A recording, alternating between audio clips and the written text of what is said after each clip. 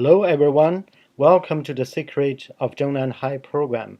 Today we'll continue to talk about the privileged supply the CCP senior officials enjoy in terms of films and internal films they watch, and the new developments of privileged supply in recent years. Before we start, please subscribe our program if you have not done so. Ma wasn't the only one who watched the films.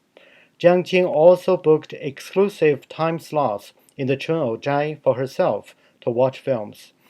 In Zhang Baochang's view, the films Jiang Qing watched had several characteristics, one of which is the huge number of films she watched, especially in the 1963 and 1964. Her focus was on domestic films produced after 1949, though of course there were also many foreign films. Some films were replayed after a few days until she understood them thoroughly. Zhang Baochang also noticed that there was a period when Jiang Qing watched the films sent for review in a rush. She also didn't allow others to watch the film with her, and she never talked when watching them. After she had almost finished watching all feature films, art films, and fairy tales made by film studios across the country after 1949, she never made any statements, never praised or criticized, and said nothing about the producers, directors, or actors. However, when the Cultural Revolution broke out, and Jiang Qing became deputy head of the Central Cultural Revolution Group, her purpose for focusing on the films was clear. At a meeting of senior military cadres, Jiang Qing said, "Recently, I've systematically watched more than 100 films and found that the problem was serious. For a long time, we were ruled by a black line of the bourgeoisie. The stage is occupied by stories about the imperial rulers and Chinese romances. Our troops, our cadres, and our people cannot tolerate this situation.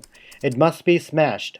After Jiang Qing issued this order, the film industry began to suffer. After the Cultural Revolution, the CCP privileged supply system did not disappear.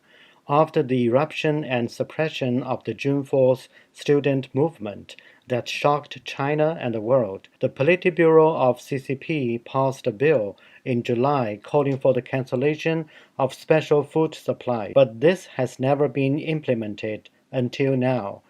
When the overall decline of Chinese social morality and the worsening of the food crisis, privileged supply had spread to cities, counties, and townships. Officials at all levels are using their power to establish their own special product supply circle.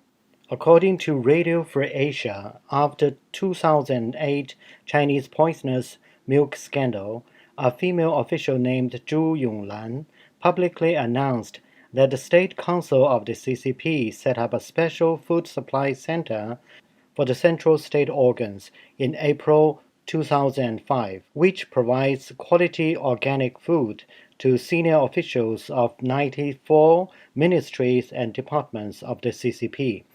And that special food comes from the State Council Logistic Base, the Central Security Bureau Farm, the Armed Police Border Logistic Bases, and the production bases all over the country's 13 provinces, cities, municipalities, and autonomous regions.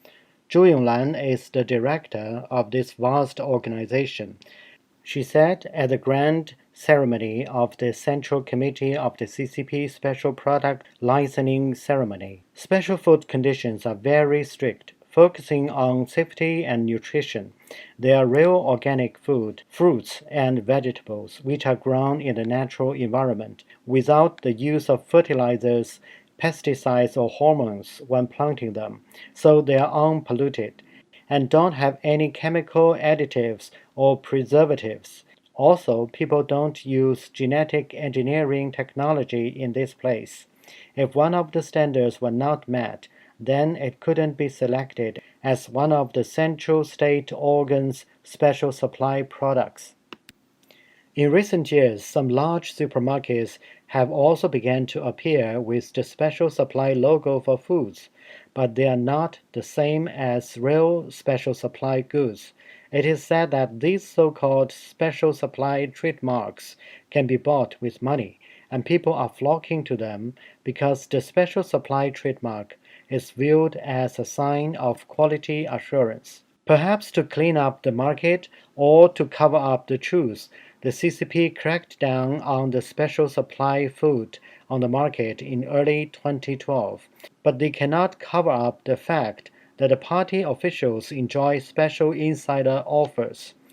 Now, when we look at this, isn't it obvious what the CCP truly is? Does it really work for the people wholeheartedly, like the CCP said in its propaganda? Well, this is the end of our episodes on the topic of privileged supply in Zhongnanhai.